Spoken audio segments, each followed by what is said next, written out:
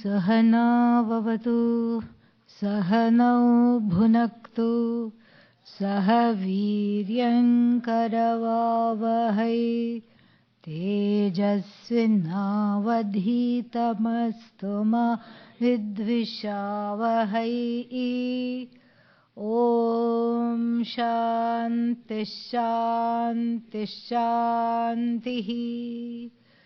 Om आप्यायन्तु ममाङ्गानि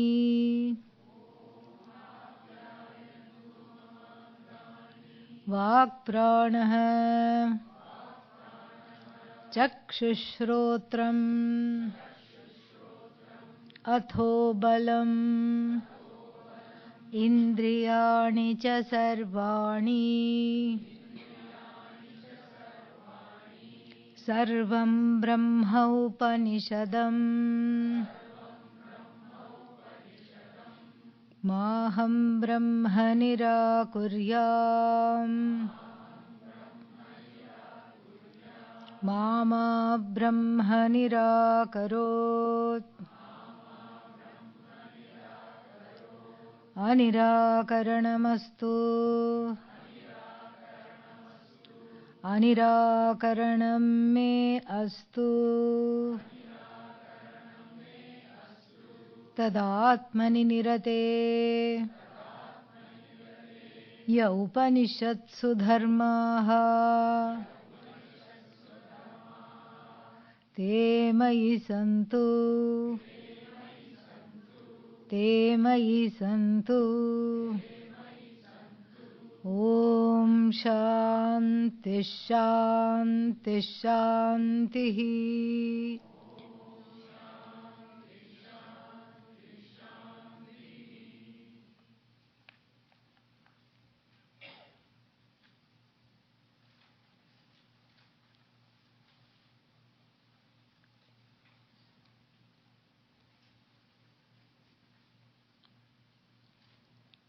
Name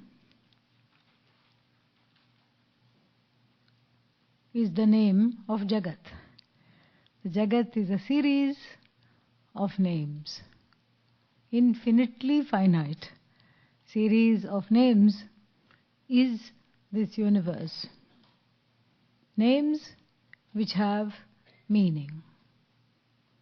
But then when we look deep into the name, we cannot separate the name, what is the meaning of name what is the word for name in Sanskritam?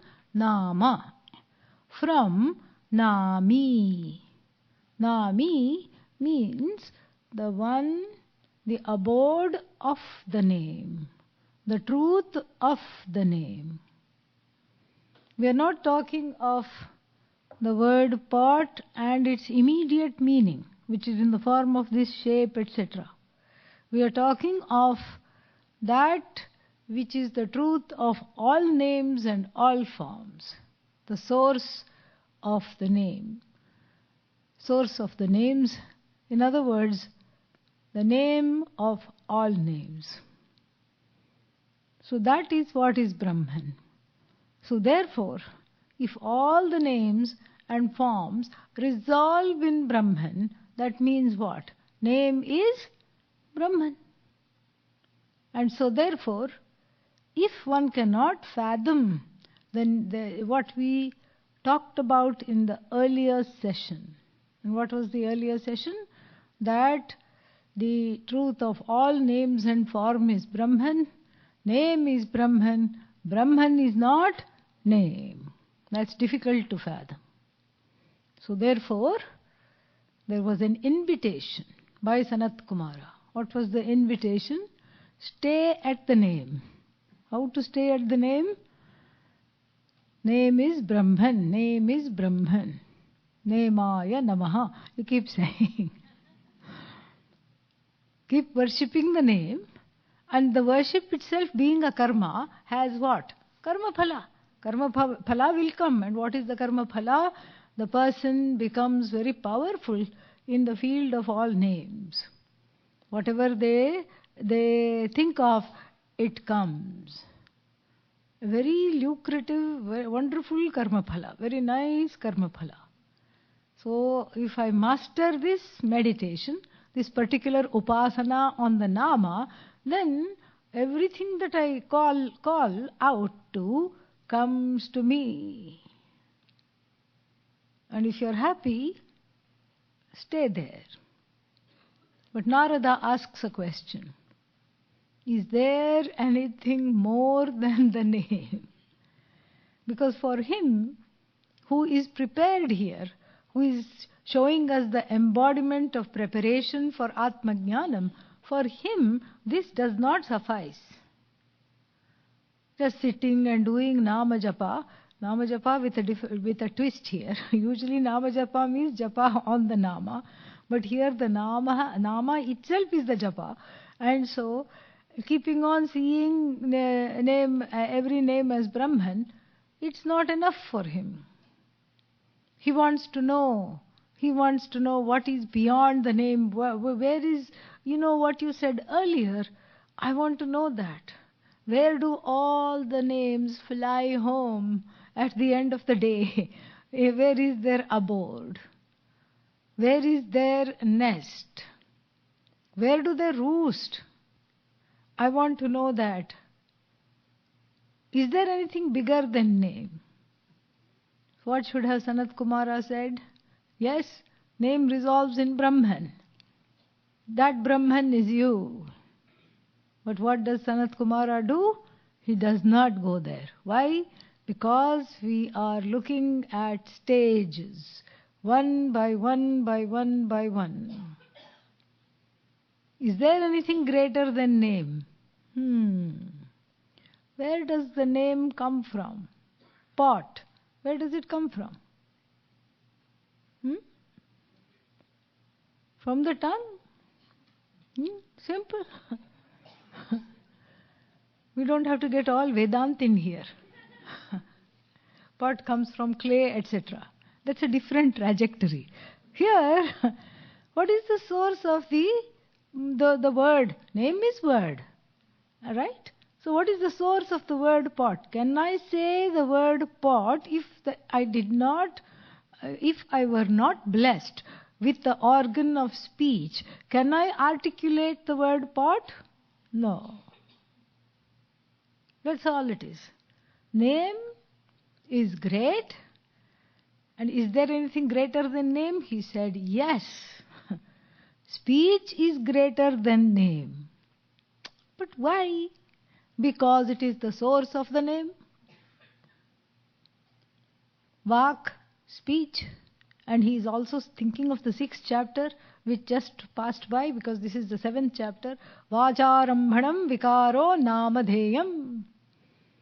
All the vikaras are in the form of the name, nama, are what? Resolved into speech. Resolved into speech. Because the whole Jagat dances on my tongue. Think about it. What a lovely concept. Whatever I say is a nama that has a particular form, that has a particular rupa, and then where is it sourced? It is sourced on my tongue. The whole Jagat dances on my tongue in the form of various names, various words. And then what follows is a upasana on speech. The one who masters the speech. By doing this speechaya namaha, upasana, speech eva brahma, speech is Brahman, vag brahma, one who sees vak as Brahman, and one who does this upasana becomes a great orator. Commands so many things because it's a karma. Upasana is a karma. Every karma has what? Karma phala.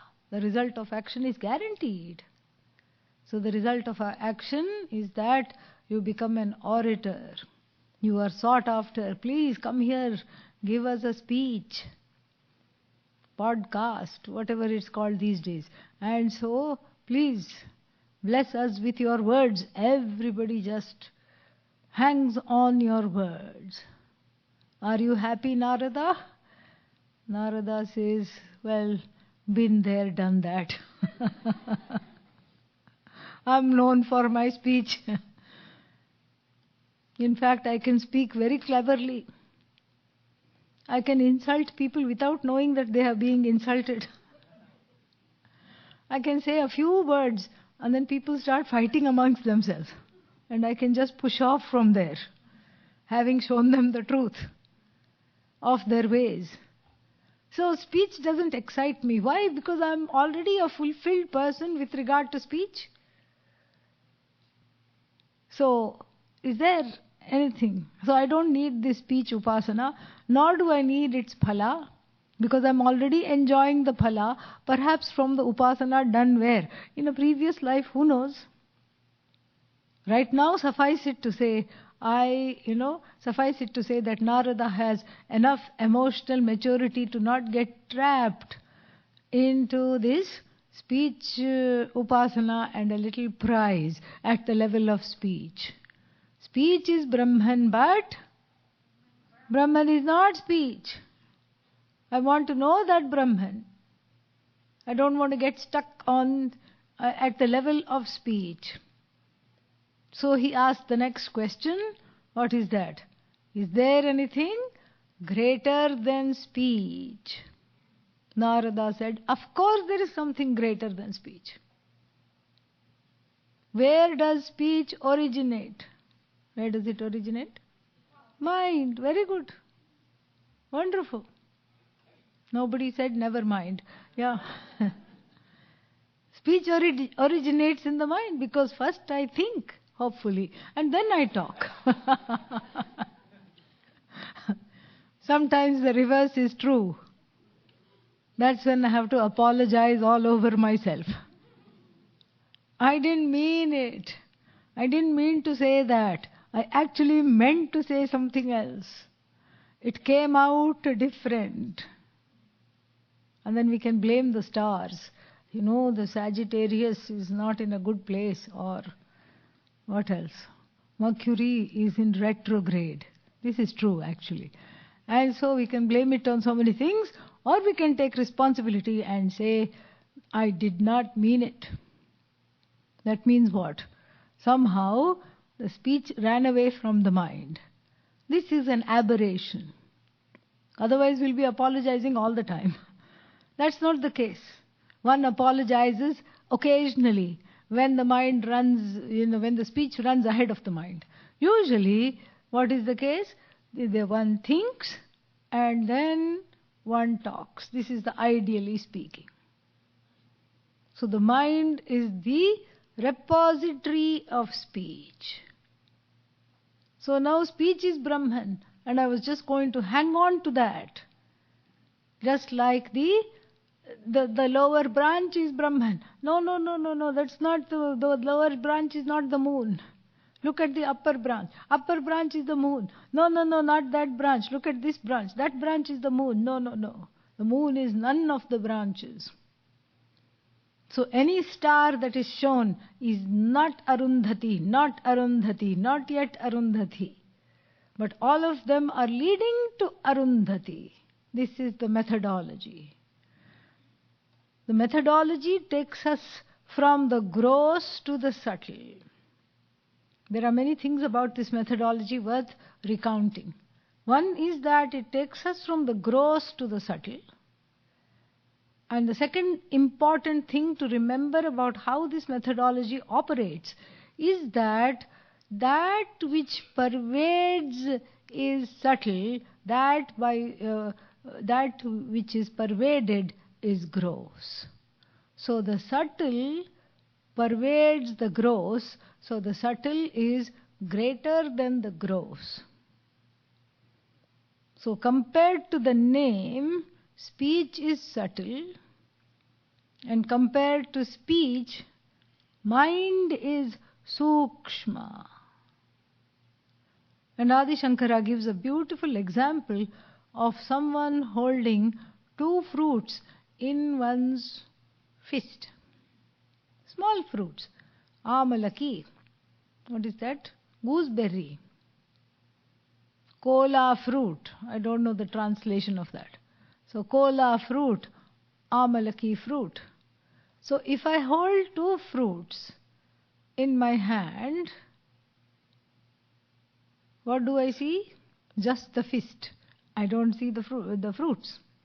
So similarly, the name and the speech are pervaded by the mind, are held together by the mind, which is subtler, and therefore that which is subtle is more pervasive than that which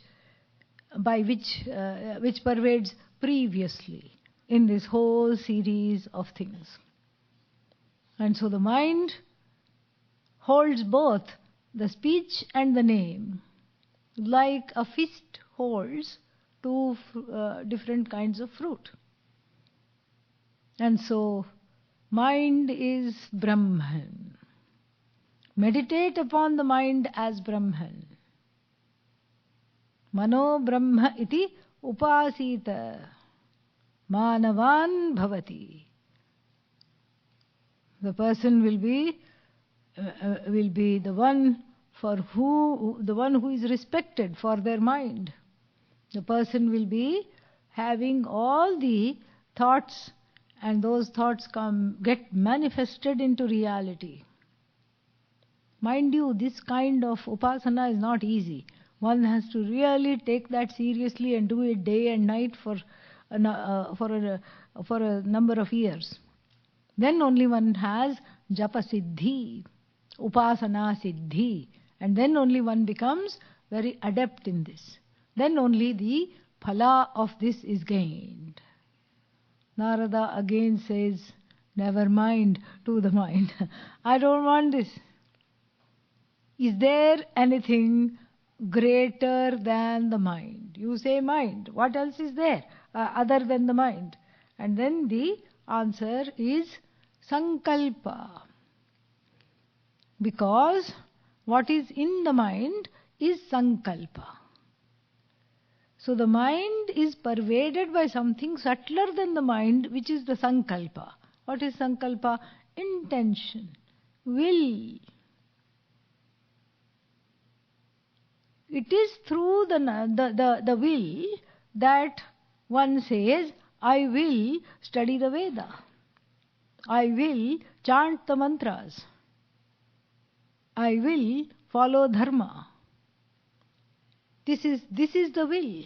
Without the will, and then it is because of the will one says, I will think these thoughts. I will have these thoughts and I will act according to the thoughts.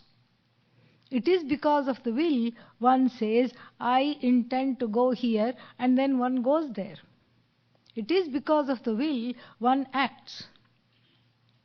It is because of the will one speaks. I intend to say these things and I am going to say these things.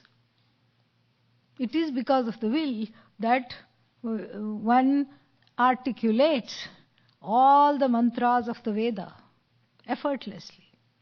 If the will is not there, and you can see that, this frequently happens to me. I go to somebody's house, there is a 2-year-old, and the 2-year-old is told, come on, chant for Swamiji.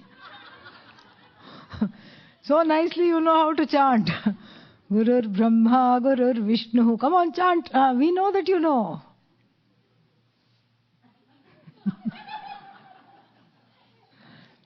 The child will be smiling, will come and sit in my lap, do everything except chant. Why?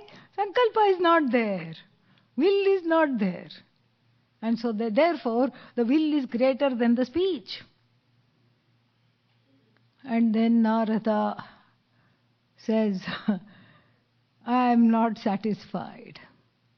Not satisfied. Is there something greater than will?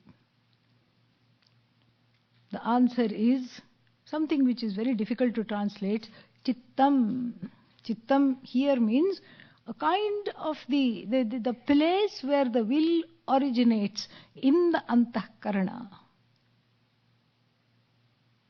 The place where the will originates. Again, a very subtle place. You can't point out to here, you can't, make a mark and say, cut here. It will not work. Because it's all on the level of sukshma. That which chetayati, that which prods the will to desire, that which prods the will to act itself out, that is what is called chittam here. So then, that inner power which prods the will, which in turn prods the mind, which in turn prods the speech, which in turn articulates the name, etc., etc. We have to go back all the way. When that is absent, as Adi Shankara says, in a person who is lost the will to live, when that is absent, then it is very difficult to bring that person back. So this is chittam. Then he goes further. And of course, if you, at every level, I'm not going to keep repeating it, at every level there is a upasana.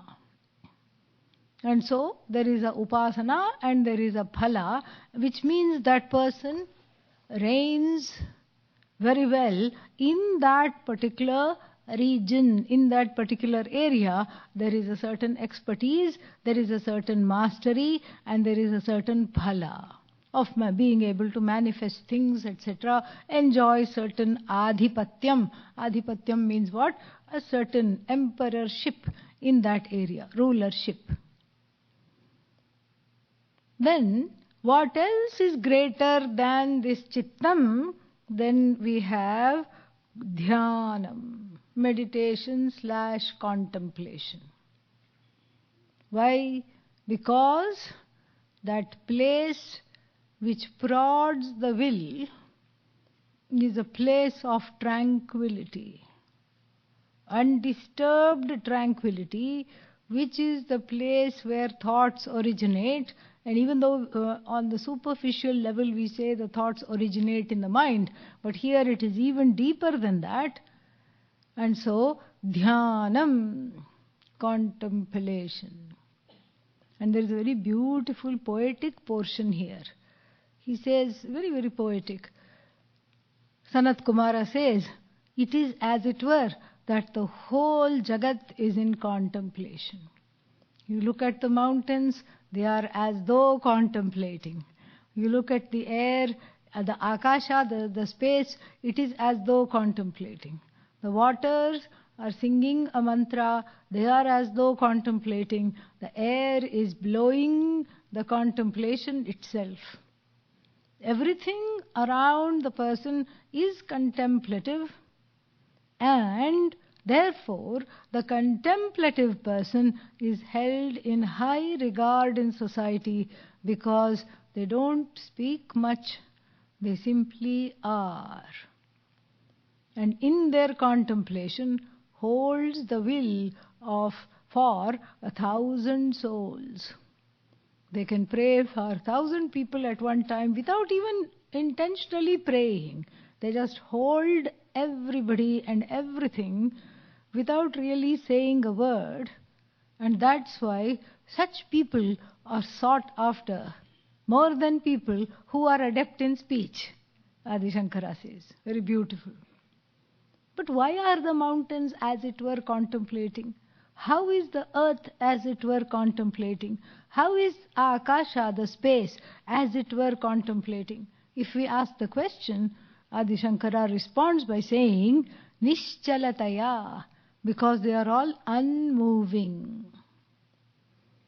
So there is some connection between a contemplative mind and Nishchalata, stillness, tranquility.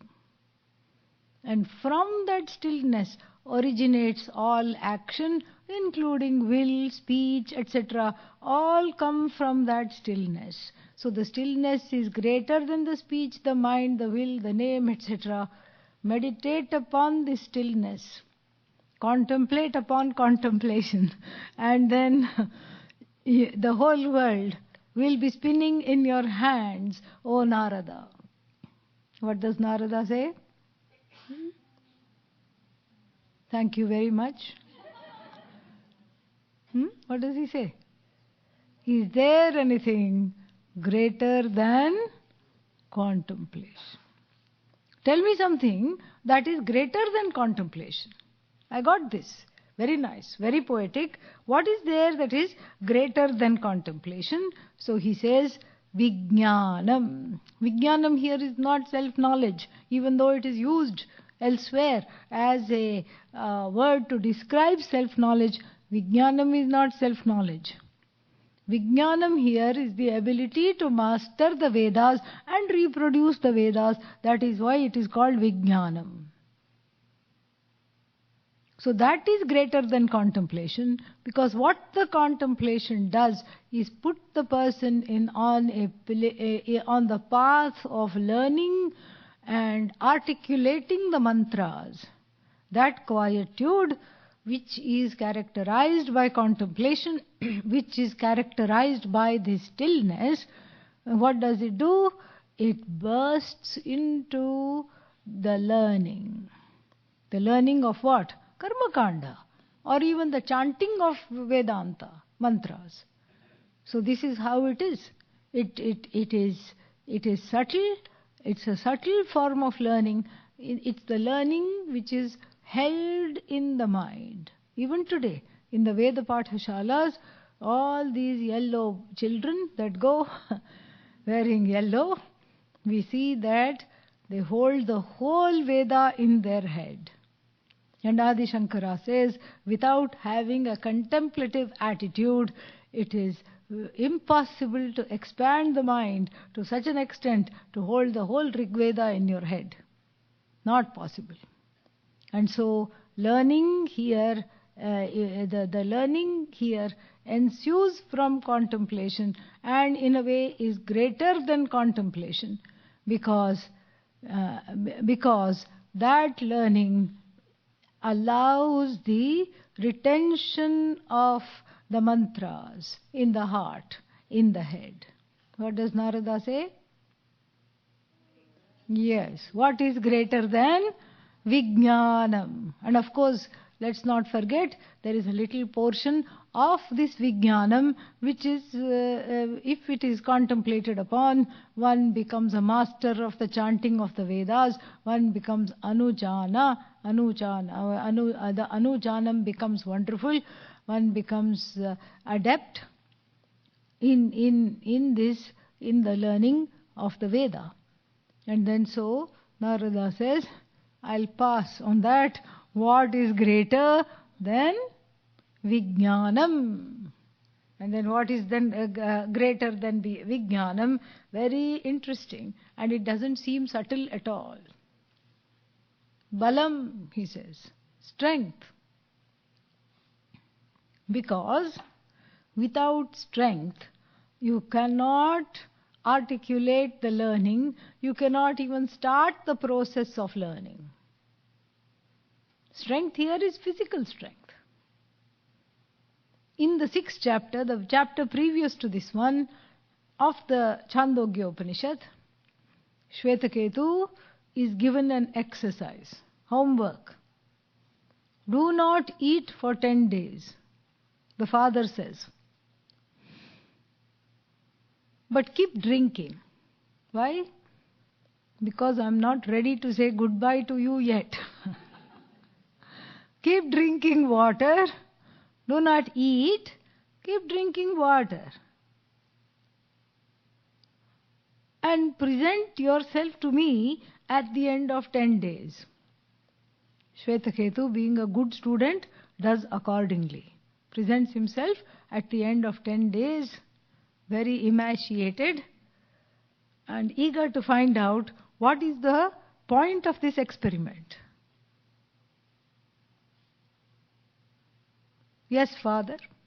Father says, okay, chant the Samaveda. Rathantara Samaganam. Who? What? Not who. How, how, how. Wow. Barely that comes out. Ooh. And then he wants to lie down. You cannot chant the Vedas lying down. Great difficulty, he sits up. He says, okay, I was the best in class. I had a wonderful GPA at the Gurukulam. And so I should be able to do this. What's going on over here? Let's try again. Let's just, do that.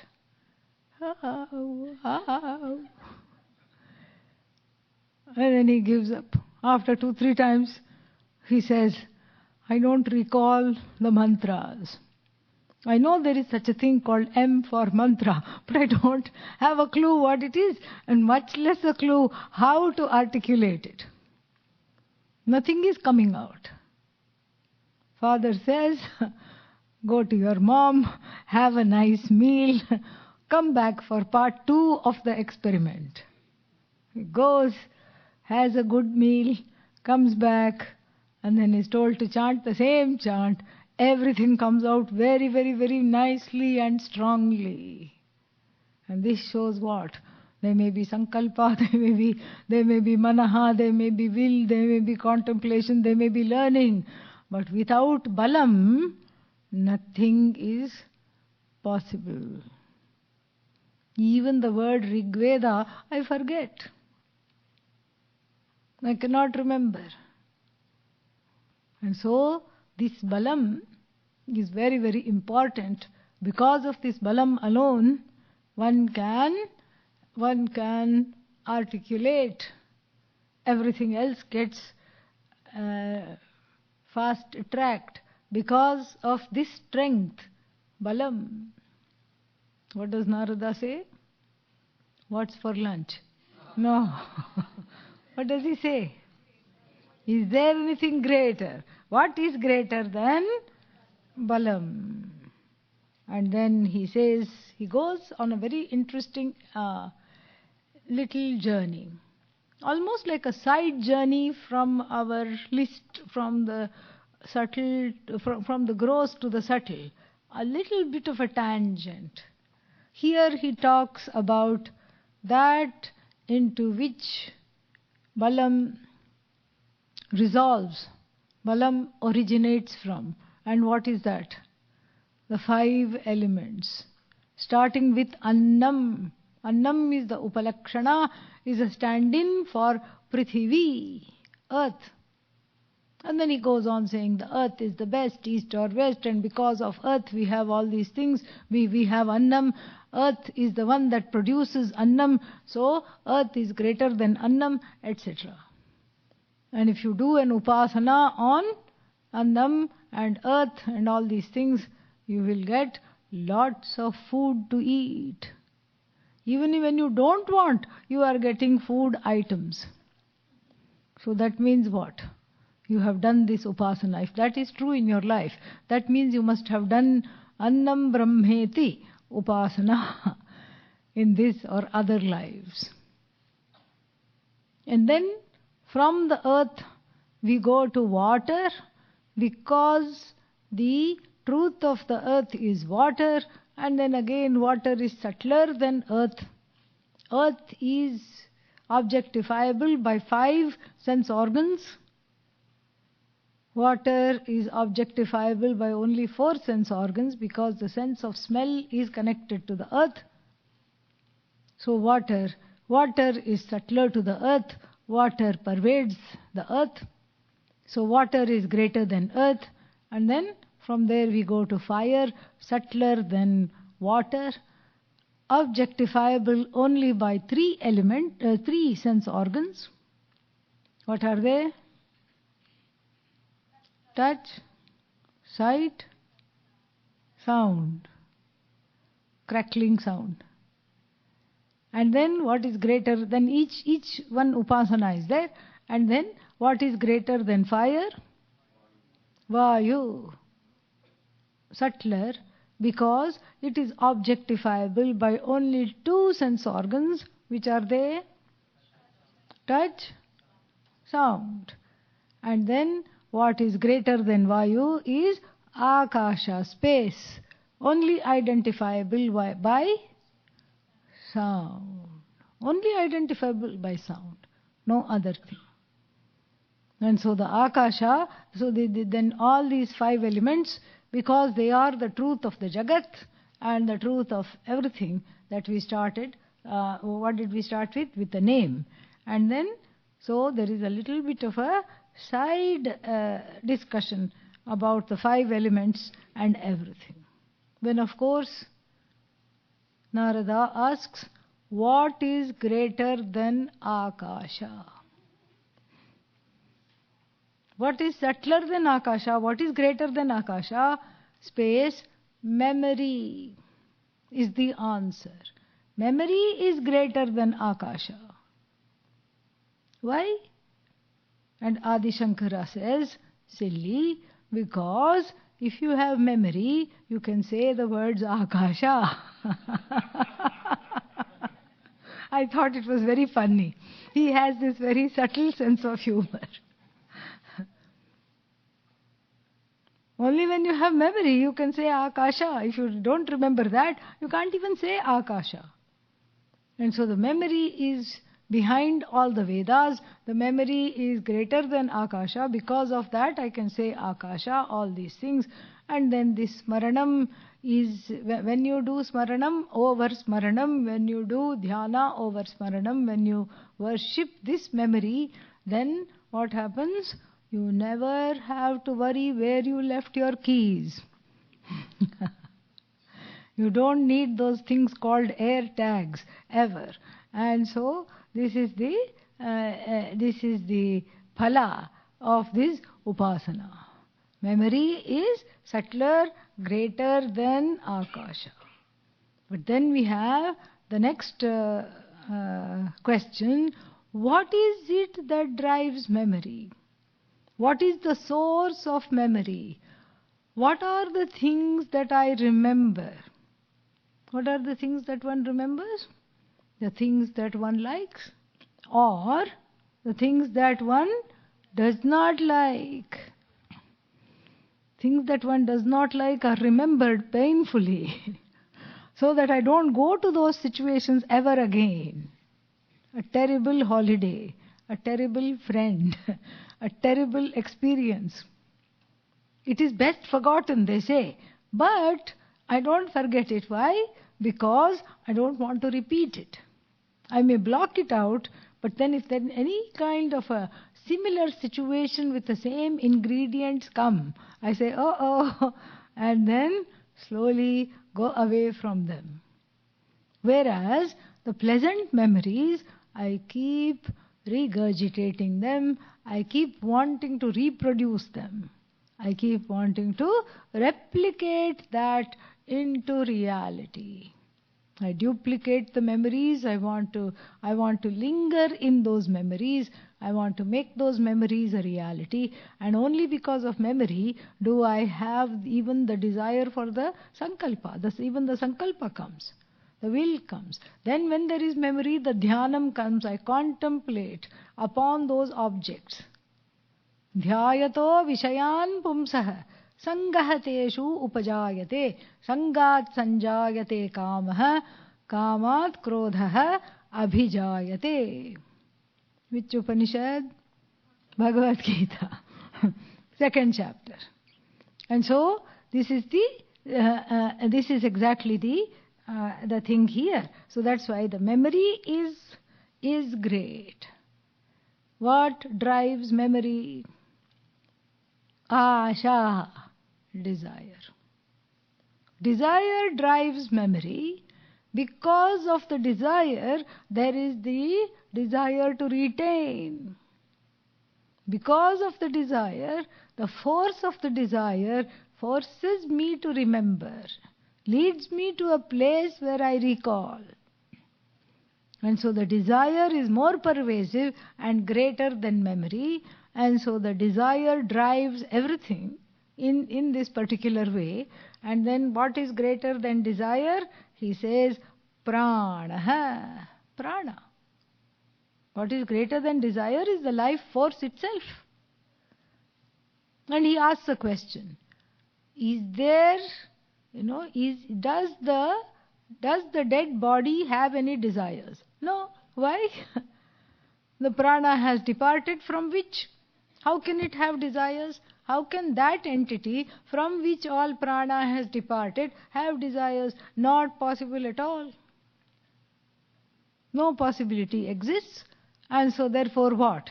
So therefore this is not, so the desire is greater than memory, and then prana is greater than desire. The very life force called prana ties the whole Jagat, ties all the sentient beings together. Sutratma it is called. Sutre maniganaha iva. Like all the pearls on a string, the prana is the subtle energy that connects this whole world together. You don't see the string, but it is there. It is what keeps the pearl alive and in place. Similarly, the prana keeps everything else, such as memory, desire, balam, dhyanam, 5 elements, etc., keeps it going because the prana is there. And then, so the prana is there means what? That is what makes the person alive. And when the person is alive due to prana, then you cannot touch that person. If somebody goes and pricks and prods a person, then they will shout. They will say, "Stay away from me. You are hurting me."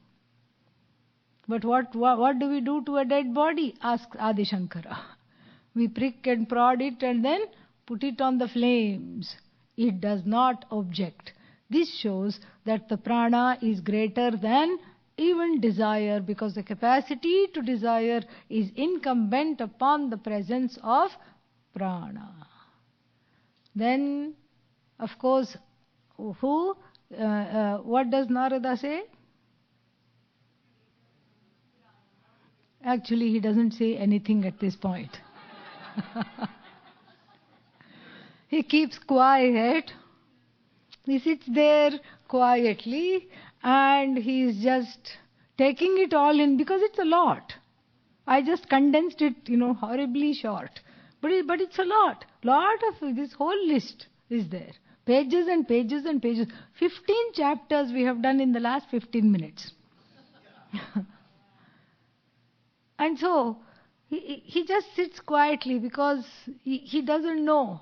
He doesn't know, should I ask if there is anything greater than prana? Or should I just sit quietly? Maybe there is nothing greater than prana, because after all the person dies and then there is nothing left. And then Adi Shankara talks about, even the Shastra itself, the Upanishad itself says, without prana, the person is nishprana, it's a dead body, and all these things. And so maybe there's nothing more to talk about, so he sits quietly. Sanatkumara has a wave of compassion for this very tenacious and perseverant student, an ideal student, who suddenly appears to have lost hope in the middle of the teaching and has fallen silent and has stopped asking questions. He doesn't want to mislead this student. He doesn't want Narada to go away thinking that prana is the be-all and end-all of everything. Pranam Brahma, and there is nothing beyond prana. So he quietly says, you know what he himself says, there is something that pervades prana. And I'll tell you what that is. It is Satyam. What is Satyam? Reality. We saw that there are 2 definitions for Satyam. What are they? Did I say them in this retreat or in the previous one? Abadhitam Sat. That which is non-negatable is what is called Satyam or Sat. Maybe that's why the confusion was, because we talked about Sat and here the word is Satyam. Same thing, no difference. Abadhitam, non-negatable. And what's the other definition? Trikalepi tishtati iti Sat. That which is unchanging, avyaya, in all 3 periods of time. This is what is called what? Sat. And so, this is the truth of you, this is the truth of name, this is the truth of form, this is what is the reality. Narada is told. And what are the other things? What are the other things? All these things through which portals, various doorways we came out of. What are those things? Mithya, dependent upon Sat. Everything originates, as it were, from Sat, sustained by Sat, and then what? Resolves into Satyam. Nothing is greater than Satyam. This is what Narada is told. And then Narada asks, how on earth do I understand this? How to understand this? How to assimilate this? How to take this inside? I need to be able to assimilate this. And so for that, there are 2-3 things he is told. Not that one is greater than the other. That discussion we have finished, but it's more of a how to. How to know this Sat. And he gives 3 kinds of things. The first one, 3 or 4 things. The first one he says, matihi, proper reasoning, the ability to think properly, to ask the proper and relevant and timely questions, to do Atma Vichara. That is very, very important. So, matihi. Second is Shraddha. What is Shraddha? Trust. The trust that was lost at a young age. By what? Because of childhood and various traumas and various difficulties due to the uncertainty and the and the behavior of the primary caregivers. Yeah. The trust that was lost has to be regained. The trust that was lost as a child, because of which I became extremely distrustful of everybody and everything, has to be regained by learning to trust the parents of the universe. And that regaining of the trust by daring to trust the infallible as Ishvara, that again is an interim step to understanding this, is what? Is called Shraddha. Shastreshu Guruvakyeshu Satya Buddhi Avadharana. This is the definition of Shraddha in the Viveka Chudamani. Shastrasya and then Guruvakyasya, with reference to the Shastra and the words of the Guru. Satya Buddhi Avadharana, the ability to hold the possibility, hold an open heart and look at the possibility, yes, this might lead me to the truth. Sa Shraddha Kathitha Sadbhihi. The sages of yore have called that Shraddha. Yaya Aksharam Adhigamyate, because of which the indeclinable Brahman, which is myself, which is the limitless thing in the universe, which is the source of all happiness, because of which it is known, that is called Shraddha. So this Shraddha, one must help oneself with this Shraddha, and then only the thing will come. What else? What else he says? He says Nishtha. Nishtha is service to the Guru. Service to the Guru is done. Service to Guru, Guru Seva is equal to Gurukula Seva. Same thing. So Guru Seva and Gurukula Seva is done why? Is done not because the Guru needs service. It is done because I need a certain kind of a preparedness. By serving the teacher, I grow in my preparedness. That is why I am prepared to serve. So Nishtha, Mati, Shraddha, Nishtha. Then he asks a question. Narada asks the question, will there be happiness as a result of this? Will this happiness be there? And now we have caught up with our mantra here, 722, 1, and what is that? And then here, Yada vai sukham labhate atha karoti na asukham labdhva karoti sukhameva labdhva karoti sukham tu eva vijignyasitavyam iti sukham bhagavah vijignyase iti. Yeah. Yada vai sukham. So he says, okay, all this nishtha, etc., and all this is what leads to happiness. And Narada points out a very important thing. He says, in fact, all actions are taken up, acted upon, performed for the sake of happiness alone. So one becomes a karta for what? Bhoga. Bhoga means happiness, enjoyment. Nobody does just for the sake of doing. So if you ask a person, why are you doing this? So that I can save up for the retirement. Why do you want to save up for retirement? So that I can be happy. Ultimately that only comes, that answer comes. Why are you cooking? So that I can eat. Nobody says, I'm cooking breakfast right now. And then what? I will start cooking lunch. Then I will start cooking dinner.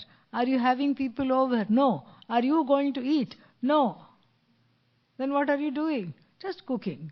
Nobody says that. The cooking is for the sake of eating. All karmas resolve where? For the sake of happiness. So here, this is what is pointed out. Yada vai sukham labhate. Because a person works only atha karoti. The person does any action for the sake of happiness. Na asukham labdhva karoti. If an action is causing sorrow, then if the action leads to sorrow, the person does not do that action. And then sukham labdhva, sukham tu eva, sukham labdhva, sukham eva labdhva karoti. So only having gained the happiness, the person does whatever the person's duties are. The person does because there is the promise of happiness. And then Sanatkumara says, this happiness is a very interesting thing. It is perhaps the most subtle of all the things that we have discussed. Upon this spins the whole Jagat. Everybody is mad after this. Nobody knows how to get this in just a non-elusive way, in a way that is staying happiness. A happiness that stays is not even understood properly. So he says, Narada, sukham vijignyasitavyam. You must look into sukham. Vijignyasitavyam, you must desire to look into sukham. Desire to know sukham. And Sanatkumara says this, and Narada responds by saying what? So, sukham vijignyase. I desire to do this. Yes, tathastu. Let us do a vichara over sukham. A nice change than doing an analysis over dukkham. Let us do that. When? Tomorrow. Om Purnamadah Purnamidam Purnat Purnamudachyate Purnasya Purnamadaya Purnamevavashishyate. Om Shanti Shanti Shanti Harihi Om. Harihi Om.